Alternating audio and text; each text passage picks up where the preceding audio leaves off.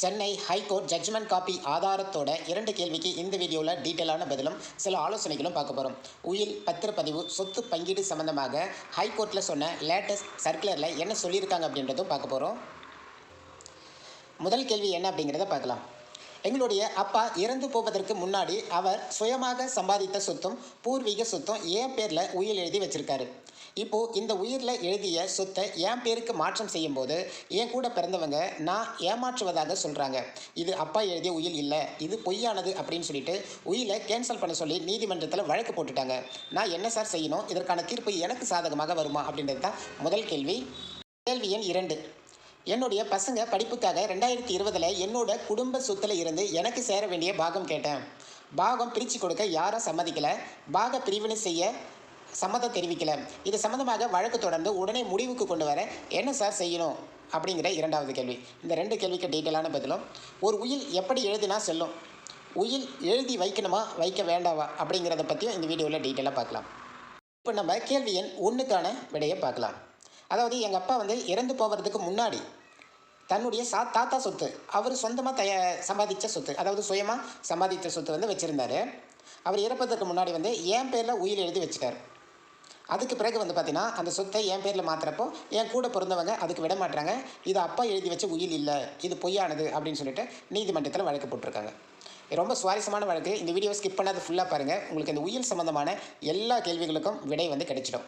யார் யாருக்கெல்லாம் உயில் எழுதி வைக்க முடியும்? பூர்வீக சொத்து, சுயமாக சம்பாதித்த சொத்தையும் உயிலாக எழுதி வச்சா செல்லுபடி ஆகுமா? எழுதிய உயிலை பதிவு செய்யணுமா வேண்டாமா? ஒரு வேளை பதிவு செய்யாமல் செய்த உயில் நம்மளால் நிரூபிக்க முடியுமா அப்படிங்கிற டீட்டெயிலும், இதோட உயர்நீதிமன்ற தீர்ப்பினுடைய ஆதாரத்தோட அந்த தீர்ப்பில் என்ன சொல்லியிருக்காங்க முதல் எல்லா டீட்டெயிலும் பார்க்கலாம். உயில் என்றால் என்ன? யார் யாருக்கு எழுதலாம்? ஒரு நபர் ஒரு காலத்திற்கு அப்புறம் அவருடைய அசையா சொத்து, அசையும் சொத்தை யாருக்கு கொடுக்கணும் விருப்பப்படுகிறாரோ அதை ஒரு சாசனமாக எழுதி வைப்பது தான் உயில். உயில் அவர் குடும்பத்தைச் சேர்ந்த அனைவருக்கும் அல்லது ஒருத்தருக்கோ எழுதி வைக்க முடியும் மற்றும் வாரிசுதாரர்கள் எல்லாருக்கும் சமமாக எழுதி வைக்கவும் முடியும். அடுத்து, உயில் எப்படி எழுதினால் எப்பொழுது செல்லுபடியாகும்? உயில் எழுதி வைத்த நபர் இறந்த பிறகு ஒரு குறிப்பிட்ட காலத்திற்கு பிறகுதான் எழுதி வைத்த உயிலுக்கு சட்டப்படி உயிர் கிடைக்கும். உயில் எழுதி வைப்பவர் தெளிவான மனநிலையிலும் சுய சிந்தனையுடன் இருக்க வேண்டியது கட்டாயம். அப்படி இருந்து எழுதினால் மட்டுமே அந்த உயில் செல்லுபடியாகும். அடுத்து, சாட்சி இல்லாமல் உயில் எழுதினால் செல்லுமா, முடியுமா? உயில் எழுதுகின்ற பொழுது குறைந்தபட்சம் 2 சாட்சிகளாவது கட்டாயம் இருக்க வேண்டும். உயில் எழுதுகின்ற பொழுது உயில் எழுதுவருடைய கையொப்பம் சாட்சிகளாக இருவர் அதில் கையொப்பமிட்டிருக்க வேண்டும். இதில் சாட்சிக்காக கையொப்பம் இடுபவர் தெளிவான மனநிலையிலும் இருப்பது அவசியம். இதுதான் டீட்டெயில்ஸு. இப்போது நம்ம என்ன பார்க்க போகிறோம் அப்படின்னா, இதே மாதிரி ஒரு கேஸு உயர்நீதிமன்ற தீர்ப்பினுடைய ஆதாரத்தோடு உங்களுக்கு டீட்டெயிலாக சொல்ல போகிறேன். அவங்க கொடுத்துருக்கிற இந்த ஜட்ஜ்மெண்ட்டில் என்ன சொல்லியிருக்காங்க அப்படின்றத பார்க்கலாம். இந்த கேஸில் மனுதாரர், அதாவது வள்ளி பருவதம், இவங்க தான் மனுதாரராக போகிறாங்க. எதிர் மனுதாரராக துரைசாமி நவீன்குமார் இருக்காங்க. இவங்க ஒரே குடும்பத்தை சேர்ந்தவங்க தான். இந்த வள்ளி பருவதம் அப்படிங்கிறது சகோதரிகள், துரைசாமிங்கிறவர் சகோதரர், சரியா? அதாவது ஒரே குடும்பத்துக்குள்ளே பார்த்தீங்கன்னா சகோதரன் சகோதரிக்குள்ளே அந்த சொத்து சம்மந்தமான வழக்கு கோர்ட்டுக்கு போகுது. ஹை கோர்ட்டில் இந்த கேஸ் வர்றதுக்கு முன்னாடி லோயர் கோர்ட்டில் பார்த்தீங்கன்னா சிவில் கோர்ட்டில் இந்த கேஸ் கொண்டு போகிறாங்க. யார் கொண்டு போகிறதுனா சகோதரிகள் வழக்கு தொடர்றாங்க. கோர்ட்டில் பெட்டிஷனர் சகோதரிகள் என்ன சொல்கிறாங்க அப்படின்னா, எங்கள் தாத்தா சொத்து அவருடைய இறப்புக்கு பிறகு எங்கள் அப்பா பெயருக்கு வந்தது. மேலும் எங்கள் அப்பா சுயமாக சம்பாதித்த சொத்தும் அதிகமாக இருந்துச்சு.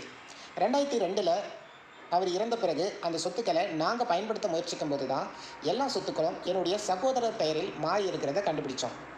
நாங்கள் இதுக்காக எங்களுடைய சகோதரருக்கு லீகலாக நோட்டீஸ் அனுப்பணும். அவரும் ரிப்ளை நோட்டீஸ் அனுப்பிட்டார். எங்கள் அப்பா இறப்பதற்கு முன்னாடியே 2001ஆம் ஆண்டு என் சகோதரர் மீதும் அவருடைய மகன் மீதும் சொத்துக்களை பதிவு செய்து விட்டதாக சொல்கிறாங்க. எங்கள் அப்பா இருப்பதற்கு முன்னாடி 4 முதல் 5 வருடமாக மனநிலை சரியில்லாமலும் உடல்நிலை சரியில்லாமலும் இருந்ததாக சொல்கிறாங்க. அதனால் அவரை ஏமாற்றி மிரட்டி கட்டாயப்படுத்தி எழுதிய உயில் தான் இது. இந்த உயிலை நீங்கள் கேன்சல் பண்ணணும் அப்படின்னு சொல்லிட்டு சகோதரிகள் கோர்ட்டில் சப்மிட் பண்ணுறாங்க. எதிர்மனுதாரர் திவாகர், எங்கள் அப்பாவுடைய சொத்து அனைத்தும் அவரோட பேரில் தாங்க இருந்துச்சு. அவர் உடல்நிலை சரியில்லாத போது அவரை நாங்கள் தான் கவனித்தோம். மருத்துவ செலவையும் நாங்கள் தான் பார்த்துக்கிட்டோம். அவரை நாங்கள் தான் பராமரித்தோம். இதனால் எங்களுக்கு என்னுடைய தந்தை பதிவு செய்யப்பட்ட உயில் மூலம் என் மேலவும் அவருடைய பேரனாகிய என்னுடைய மகன் மேலவும் சொத்தை எழுதி வச்சிட்டாரு. என்னுடைய சகோதரிகளுக்கு இதில் பங்கு கேட்குறாங்க, அதற்கு உரிமை இல்லை அப்படின்னு சொல்லிட்டு நீங்கள் வந்து சொல்லணும்னு சொல்லிட்டு அவர் சைடினுடைய வாதத்தை வைக்கிறார். இந்த வழக்கை விசாரித்த நீதிமன்றம் தாராபுரம் ட்ரையல் கோர்ட் என்ன சொன்னாங்க அப்படின்னா, இந்த உயில் பதிவு செய்யப்பட்ட உயிலாக இருக்கிறது. அதனுடைய டாக்குமெண்ட் சரிபார்த்ததில் இது உண்மையான உயில் என கண்டுபிடிக்கப்பட்டுள்ளது. மகள்களுக்கு, அதாவது திவாகரனுடைய சகோதரிகளுக்கு இதில் உரிமை கிடையாது என தீர்ப்பளித்து இந்த வழக்கை தள்ளுபடி செய்தனர். இந்த பெட்டிஷனர் வள்ளி மற்றும் பர்வதம் இருவரும் இந்த கேஸை எதிர்த்து உயர்நீதிமன்றத்தில் மேல்முறையீடு செல்கிறாங்க. அந்த மேல்முறையீட்டில் என்ன சொல்கிறாங்க அப்படின்றத பார்க்கலாம். பெட்டிஷனர் வள்ளி மற்றும் பர்வதம் கூறியதாவது, எங்கள் அப்பா எழுதி வைத்த உயில் கை நாட்டு வச்சிருக்கிறது. ஆனால் எங்கள் அப்பா எங்கேயும் கையொப்பம் தான் போடுவார். இந்த உயில் வந்து எங்களுக்கு சந்தேகமாக இருக்கிறது. எனவே உரிய விசாரணை நடத்தணும். கையெழுத்து போடக்கூடிய ஒரு நபர் கை நாட்டு வச்சிருக்கிறார் அப்படின்னு சொல்லிட்டு உயில் இருக்கிறதால இதை கேன்சல் பண்ணணும் அப்படின்னு சொல்லிட்டு அவங்க கேட்குறாங்க. எதிர்மனைதாரர் திவாகர் சொல்வது என்னென்னா, என்னுடைய உயிலில் சாட்சியாக எழுதப்பட்ட கையொப்பமிடப்பட்ட 2 பேரை கூப்பிட்டு விசாரிக்கும்படி கேட்கிறார். நீதிபதியினுடைய உத்தரவு பேரில் சாட்சி கூறியதாவது, இவருடைய தந்தை இவருக்கு உயில் எழுதும்போது தெளிவான மனநிலையில் தான் இருந்தார் என்றும், அவருடைய விருப்பத்தின் பேரில் தான் அவருடைய மகன்களுக்கும் அவருடைய பேரனுக்கும் உயில் எழுதி வைத்தார் என்றும் சாட்சி தெளிவாக கூறினார். அவருக்கு வயதானதின் அடிப்படையில் கை நடுக்கத்தின் அடிப்படையில் கையொப்பம் பதிலாக கை நாட்டு பெற்றோம் என்றும் சாட்சியாக அவர் தெரிவித்தார்.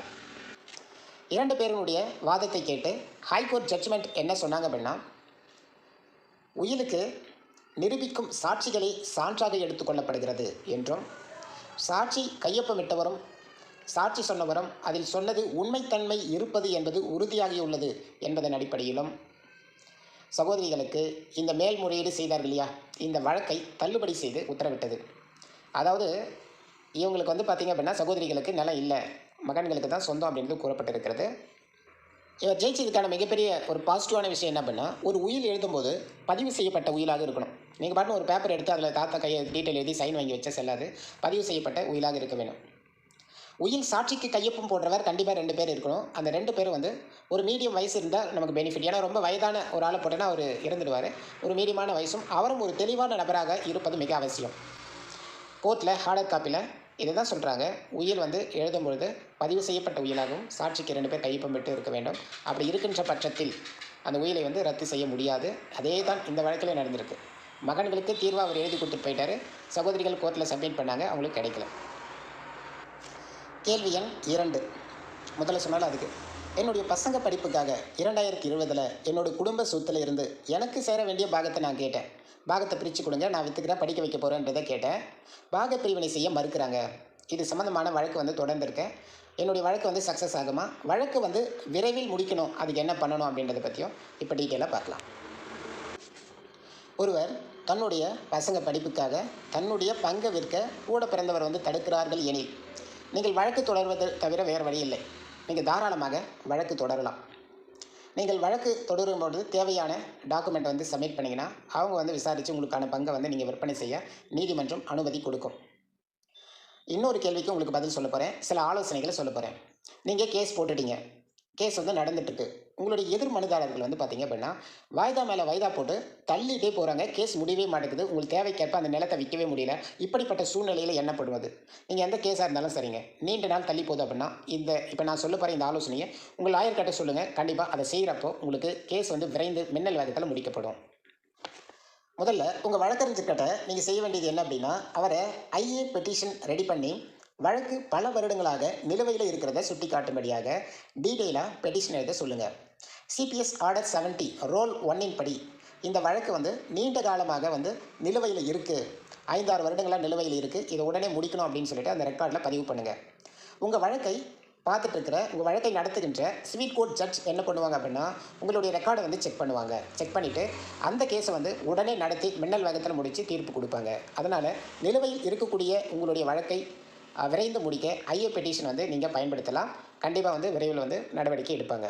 இப்போது லேட்டஸ்ட்டாக வந்த மெட்ராஸ் ஹைகோர்ட்டினுடைய நியூஸ் சர்க்குலரில் என்ன சொல்லியிருக்காங்க அப்படின்னா, தமிழ்நாடு மற்றும் பாண்டிச்சேரியில் உள்ள சிவில் கோர்ட்டில் பாகப்பிரிவினை வழக்கு, அதாவது சொத்து பங்கீடு வழக்கு, உயில் சம்பந்தமான வழக்கு ரொம்ப காலதாமதமாக நீண்ட காலமாக நடப்பதாக, ரொம்ப நாள் நிலுவையில் இருப்பதாக, அதனுடைய அடிப்படையில் national conference chief justice conference ஒரு குழு என்ன பண்ணுறாங்க அப்படின்னா, இது சம்மந்தமாக ஆலோசனை செய்கிறாங்க. இது சம்மந்தமாக ஒரு அறிக்கை தாக்கல் செய்கிறாங்க. இதன் அடிப்படையில் மெட்ராஸ் ஹைகோர்ட்டினுடைய ரெஜிஸ்டர் ஜெனரல் பாண்டிச்சேரி மற்றும் தமிழ்நாட்டில் உள்ள சிவில் கோர்ட்டுக்கு ஒரு சுற்றறிக்கை பாஸ் பண்ணுறாருங்க. அந்த சுற்றறிக்கை லேட்டஸ்ட், அதாவது 5/8/2025 அனுப்பப்பட்ட இந்த சுற்றறிக்கையில் என்ன சொல்லியிருக்காங்க அப்படின்னா, பாகப்பிரிவினை வழக்கு, உயில் வழக்கு, சொத்து பங்கீடு வழக்கு எதுவாக இருந்தாலும் 6 மாதத்திற்குள் முடித்திருக்க வேண்டும் என ஆர்டர் கொடுத்து பாஸ் பண்ணியிருக்காங்க. அதாவது இதுபோல் வழக்குகள் இருக்கும் பட்சத்தில் 6 மாதத்தில் முடியும் அப்படிங்கிற நியூஸ் சர்க்குலேஷன் வந்திருக்கு. இந்த சர்க்குலர் அடிப்படையில் பார்த்திங்கன்னா உங்களுக்கு வழக்கு இன்னும் விரைவாக முடிப்பதற்கான வாய்ப்புகள் உள்ளது. உண்மையிலே ஒரு குட் நியூஸ் அப்படின்னே சொல்லலாம். வீடியோலேருந்து நம்ம தெரிஞ்சுக்கின சூப்பரான விஷயங்கள் என்ன அப்படின்னா, உயில்னா என்னென்னு தெரிஞ்சுக்கிட்டோம், உயில் எப்படி எழுதணுன்றதை தெரிஞ்சுக்கிட்டோம். உயில் கண்டிப்பாக பதிவு செய்யப்பட்ட உயிலாக தான் எழுதணும் அப்படின்றது நமக்கு தெரிஞ்சுக்குது. உங்களுடைய மகளுக்கோ எதிர்காலத்தில் நீங்கள் உயில் எழுதி வைக்கணும் உங்களால் முடியாத பட்சத்தில் அப்படின்னா, கண்டிப்பாக பதிவு செய்யப்பட்ட உயிலாக எழுதும் பொழுது அவங்க எதிர்காலத்தில் உங்களுடைய நிலத்தையோ வீட்டையோ பயன்படுத்தப்பட்டு எந்த ஒரு பிரச்சனையும் இல்லாமல் அவங்க பயன்படுத்திக்க முடியும். அதே போல் பாகப்பிரிவினை இதுபோல் சொத்து சம்பந்தமாக எந்த ஒரு வழக்காக இருந்தாலும் சரி, நீங்கள் நீதிமன்றத்தில் போட்டு அது காலதாமதம் செய்து வழக்கை வயதா போட்டு தள்ளி போட்டுகிட்டே போகிறாங்க அப்படின்னா, கண்டிப்பாக ஐஏ பெட்டிஷன் செஞ்சு அந்த மெத்தடில் பார்த்திங்க அப்படின்னா, நான் முன்னாடி சொன்ன மெத்தட்ஸ் பிரகாரம் நீங்கள் என்ன பண்ணலாம், ஃபாலோ பண்ணிங்கன்னா விரைந்து நடவடிக்கை எடுக்க முடியும். இன்னொரு குட் நியூஸும் பார்த்தோம். என்ன அப்படின்னா, ஹைகோர்ட் சிவில் கோர்ட் எல்லாத்துக்குமே பார்த்திங்க அப்படின்னா ஒரு சர்க்குலர் லேட்டஸ்ட்டாக பாஸ் ஆகிருக்கு. 6 மாதத்துக்குள்ளே இதுபோல் வழக்குகளை முடிக்கணும் அப்படின்றத சொல்லிட்டேன். ஆதாரமாக இந்த ஜட்ஜ்மெண்ட் காப்பி வேணும் அப்படின்னா நான் டெலிகிராமில் கொடுக்குறேங்க. கொடுத்த உடனே பார்த்திங்க அப்படின்னா இது போல் வரும். டெலிகிராமில் கொடுத்தனா அப்படியே நீங்கள் டவுன்லோட் பண்ணி இதை நீங்கள் செக் பண்ணி பார்த்துக்க முடியும்.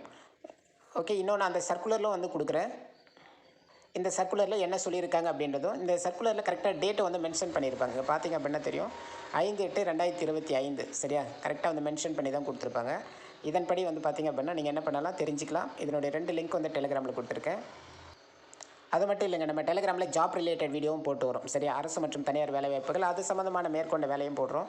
நீங்கள் நம்ம டெலிகிராமில் ஜாயின் பண்ணிங்க அப்படின்னா, ஒரு ஜாப் இருக்குன்னா அந்த ஜாப்புக்கான லிங்க்கு மற்றும் அதனுடைய பிடிஎஃப், ரிஜிஸ்டர் பண்ணுற வெப்சைட்டு, எப்போ இந்த ஜாப் அப்ளை பண்ணணும், லாஸ்ட் டேட் வந்துச்சு உடனே அப்ளை பண்ணுங்கள், ஜாப்புக்கான ஹால் டிக்கெட்டு, எக்ஸாமுக்கான ஹால் டிக்கெட்டுன்னு சொல்லிட்டு எல்லா இம்பார்ட்டன்ட் அப்டேட்ஸ் எல்லாமே நம்ம டெலிகிராமில் தாங்க அப்டேட் பண்ணிவிடுவோம். நம்ம சேனலை சப்ஸ்கிரைப் பண்ணுங்கள், நிச்சயமாக உங்களுக்கு ரொம்பவே யூஸ்ஃபுல்லாக இருக்கும். மறக்காமல் டெலிகிராமில் ஜாயின் பண்ணி ஆக்டிவாக இருங்க. மற்ற அப்டேட்ஸ் கொடுக்குறேன். Thank you so much. ஓகே, பாய்.